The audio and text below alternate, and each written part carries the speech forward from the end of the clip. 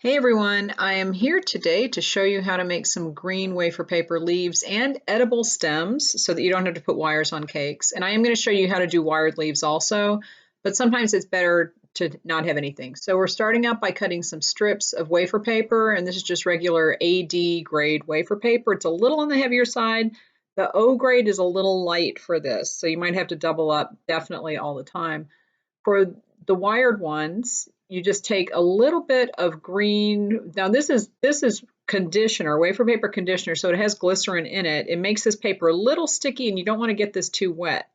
So it's green food coloring mixed in with wafer paper conditioner, and I have definitely watered my conditioner down because my conditioner is super strong.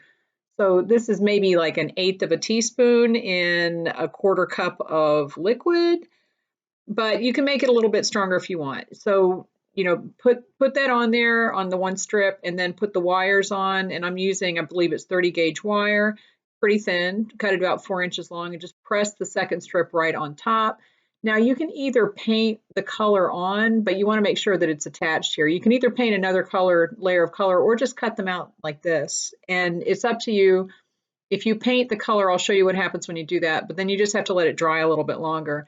If you do it this way, you can paint the leaves individually, and then you can just let them dry individually. And so it works a little bit faster as far as letting them, once you paint them, you don't have to wait and let them dry and then cut them out.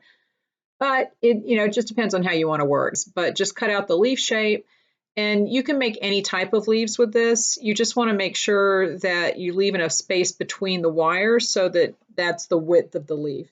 All right, so if you're doing this individually, again, just the same liquid, just put a little bit of glycerin, and you can experiment with the glycerin. You don't have to put a certain amount, but just paint this, and the back is going to have a little color already because that's the strip that was painted, but just paint it, and it is going to get flexible. Wait until it's a little flexible, and it happens pretty quickly, obviously, with the glycerin, and that will give you the veining.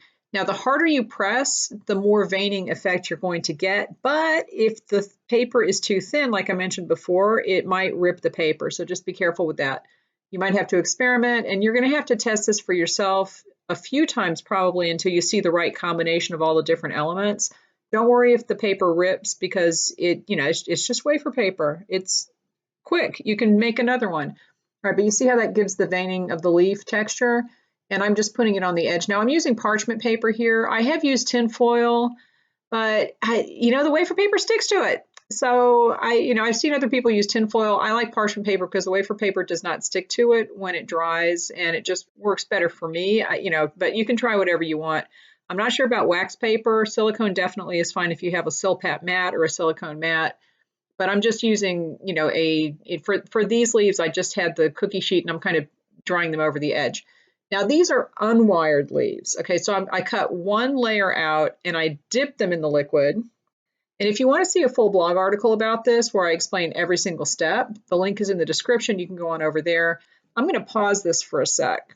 When you're drying these, what you want to do is put the leaves on plastic or on a plastic former or on a silicone former because the paper is going to stick. If you put them on the plastic wrap and let them dry, and I put them on a flower former with plastic wrap over that so that it wouldn't stick to the foam of the flower former.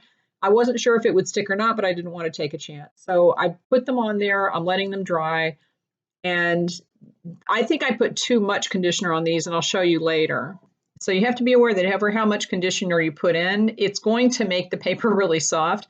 And if it's only one layer of the paper, it's going to be soft. And you're going to see what happened later. It will eventually dry out, but it will take days. So just put a tiny bit of glycerin to begin with, and you can increase that as you experiment, because if it's really humid where you are, the glycerin attracts moisture. That's what glycerin does. And so that's why it keeps things soft. But if it's really humid, it's gonna be soft for a long time. So it takes a longer time to dry out. Just be warned about that. Okay, now I'm making the stems. Now for this, what you want to do, you're going to take a strip of wafer paper that's about a 1/2 inch to 1 inch thick, paint it with the conditioner with the liquid in it. And again, I diluted this down, but I don't think I diluted the green so much. And actually that works because it keeps the stems softer and flexible when they dry. But this is tremendously messy, but all you do is you just kind of pinch it and roll it until it is like a stick shape. And this is not going to be a perfectly round stick, but neither are real sticks. You know, there's a lot of branches that have a lot of like bark texture, and just make it as smooth as you can. But it's okay if it looks kind of rough, and just let that dry. Again, this is going to take a long time to dry. Now this brown, I did not have as much glycerin in, and you're going to see the difference when they do dry. I'll show you. And I'm adding an extra strip so that it's thicker.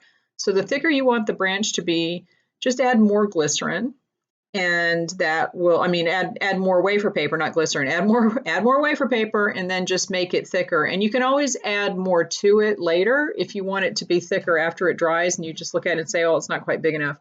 But it's better to start smaller and increase it later if it's dried and you think you need it to be bigger, because a lot of times when people put branches and sticks on cakes, they don't look good because they're too thick, and they're just kind of, they don't look like sticks. They just look like a roll of something, and it's not a good look. So just try to keep it, you know, as thin as possible.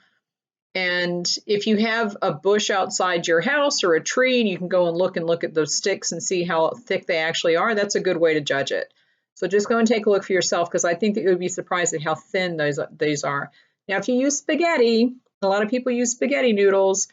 Just boil the noodles, put the brown color in it, and then you can dry them on a sheet of parchment or over a former. I used a cake dummy and dried them in curves. I showed you that before. Okay, so that's what that was. It was drying it in curves.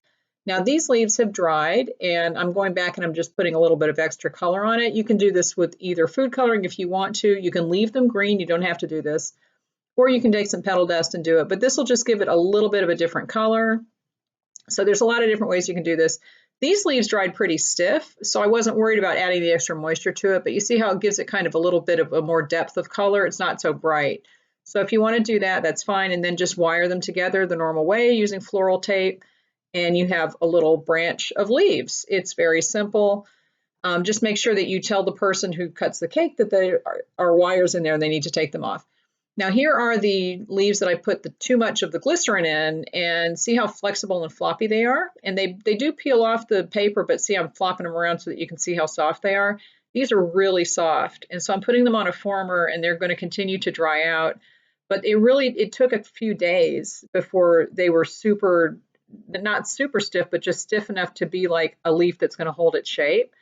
It takes a long time. So start with a smaller amount of glycerin, or else it's going to be really wiggly like that. And you can always add more, but it's hard to dilute it. I mean, you can add more water to it or more vodka.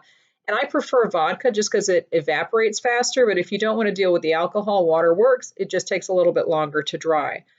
But that way, you know, there you go. Now this branch had kind of dried, and it still had some drying to do, but see how flexible it is? And see, I took two of them and kind of stuck them together. So you can do that and make branches that branch off of each other. This little green one, it still is flexible after it completely dried. And if you want to curve it around a cake, then that would actually be a good thing. So add more glycerin if you need them to be like something that you need to wrap around a tier. Now, here's the hard part, is attaching the wafer paper to the branches, because once the wafer paper branch dries, it's stiff and the wafer paper doesn't want to stick to it. So you probably either need to get the branch wet in the spot that you're going to attach the leaf, or just have a piece of the leaf that you can wrap around and grab onto the other piece of the leaf. You know what I mean? Like, I think I did it here. But sometimes it's hard. And you can use edible glue. I think I'm just using the vodka and the food coloring here, so it's not glue. If you want to make some gum glue out of the wafer paper by melting it, and I have a recipe for that on my blog too. I'll put links of all of these down in the description of the video.